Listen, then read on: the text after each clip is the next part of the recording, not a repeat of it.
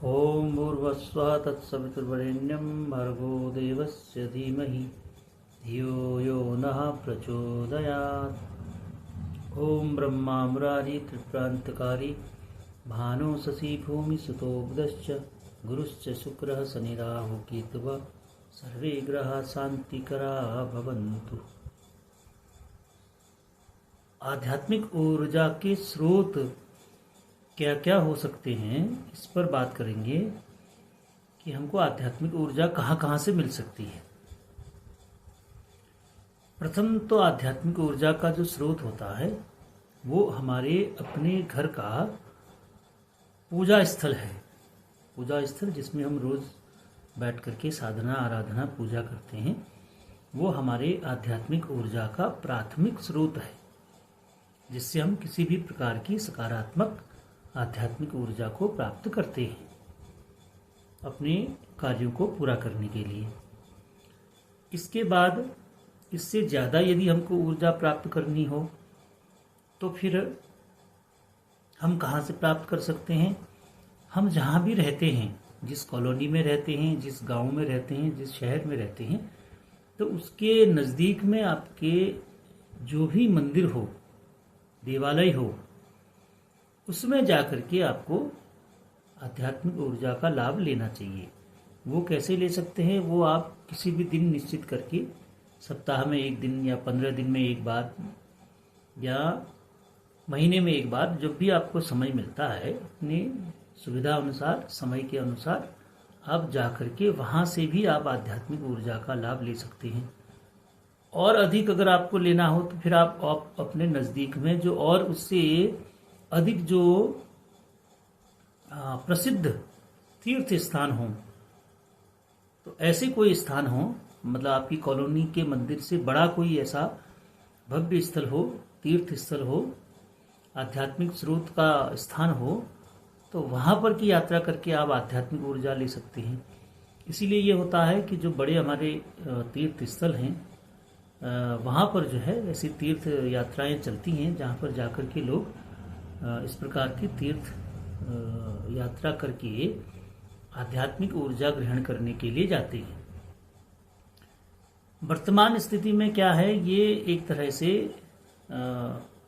आध्यात्मिक ऊर्जा को ग्रहण करने का मार्ग न हो करके वो एक तरह से घूमने फिरने का या पिकनिक मनाने का, इस तरह की प्रवृत्ति बनती जा रही है। तो उससे वैसा लाभ नहीं होता है। अगर आप आध्यात्मिक ऊर्जा को प्राप्त करने के उद्देश्य से ऐसे धर्म स्थलों की यात्रा नहीं करते हैं, तो आपको वैसा समुचित लाभ उसका नहीं मिलेगा।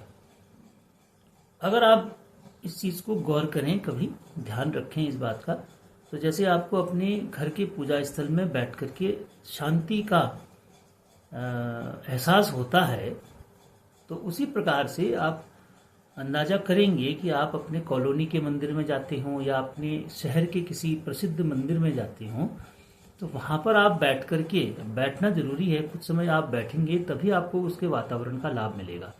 जब तक आप वहाँ पर कुछ समय बैठेंगे नहीं, आधा घंटा 1 घंटा किसी भी रूप में जप करने के लिए बैठ सकते हैं, ध्यान करने के लिए बैठ सकते हैं। जप ध्यान ना भी करें, माना वहाँ पर अगर किसी प्रकार का धार्मिक संगीत चल रहा है तो उसका आनंद लेने के लिए बैठ सकते हैं। तो वहाँ पर जब बैठेंगे तो तब आपको क्या होगा कि वहाँ पर की जो सकारात्मक एनर्जी है वो आपके शरीर से तालमेल बिठाएगी, प्रयास करेगी। वहाँ पर की जो पॉजिटिव एनर्जी है, पॉजिटिव जो वेव्स हैं, पॉजिटिव रेजेस हैं, वो आपकी बॉडी में इंटर करेंगे, तो वो आपको एक सकारात्मक अनुभव प्रदान कराने का एहसास कराएंगे। आप खाली देव दर्शन करके आ जाएंगे, आप मंदिर में जाएंगे, दिया जला के, बत्ती जला के आ जाएंगे, तो आपको वैसा लाभ आपको नहीं मिलेगा और ऐसा आपको अनुभव भी नहीं होगा। तो सकारात्मक ऊर्जा का लाभ लेने के लिए, उसका अनुभव लेने के लिए ऐसे तीर्थ स्थलों की या ऐसे देवालय की, ऐसे स्थानों में जाकर के कुछ समय बैठ करके उनका अनुभव करना आवश्यक है। जब तक आप अनुभव नहीं करेंगे तो आपको उसका अंदाज नहीं आएगा। मतलब बैठ करके आप जब तक उसको अंदाज नहीं करेंगे तब तक आपको अंदाजा उसका नहीं आएगा।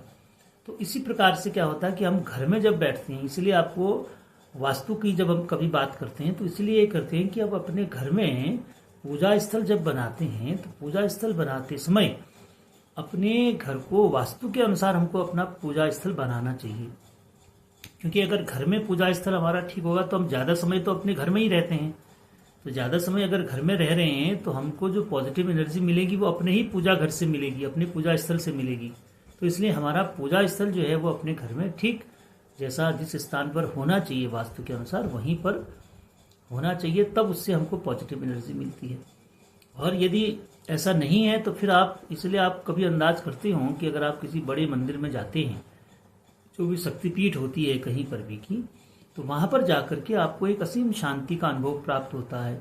और आप स्वयं ये अनुभव करते हैं कि आज आप यात्रा में भी करके अगर जाते हैं तो आपकी थकान आपको कम महसूस होती है। वो यात्रा करके आप लौट करके भी जब घर आते हैं तो उसके बाद भी आपको अंदाज रखते होंगे कि कुछ दिनों तक आपको बड़ा शांति आपको लगती है, मतलब मन आपका बड़ा प्रसन्न होता है जब मंदिर का आप किसी तीर्थ स्थान का दर्शन करके वापस आते हैं। तो ये क्या प्रभाव है, ये उसी पॉजिटिव ऊर्जा का प्रभाव होता है। वो कुछ समय तक आपको काम करता है, जब तक वो रहता है उस समय तक वो काम करता है। तो इसलिए समय समय पर हमको, यदि हम इस चीज़ में विश्वास रखते हैं तो समय समय पर हमको अपने घर के नज़दीक के पूजा स्थलों में या तीर्थ स्थानों का भ्रमण करके, तीर्थ यात्रा करके, और तीर्थ यात्रा ही करना उतना इम्पोर्टेंट नहीं है, इसको तीर्थ सेवन कहा जाता है। आपको तीर्थ सेवन करना चाहिए। सेवन करने का मतलब है कि आप कुछ समय वहाँ पर बैठें, उस जगह का और उस स्थान का लाभ लें।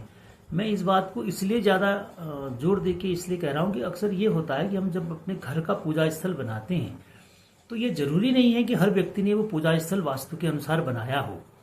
तो इसलिए हो सकता है कि आपको घर में आपको उतनी पॉजिटिव एनर्जी ना मिल रही हो, लेकिन आपने अंदाजा किया होगा कि जहाँ पर हम कॉलोनी में या सार्वजनिक जो पूजा स्थल होते हैं, मंदिर होते हैं या शक्तिपीठ जो होती है, वो अवश्य ही जो है वो वास्तु के अनुसार बनी होती है। तो वहाँ पर आपको अधिक पॉजिटिव ऊर्जा मिलने की संभावना रहती है। इसलिए हम ये अंदाज भी करते हैं कि जब ऐसे किसी धर्म स्थल में हम जाते हैं, धार्मिक क्षेत्र में जाते हैं, तो हमें अपने घर की अपेक्षा ज़्यादा शांति वहाँ पर मिलती है।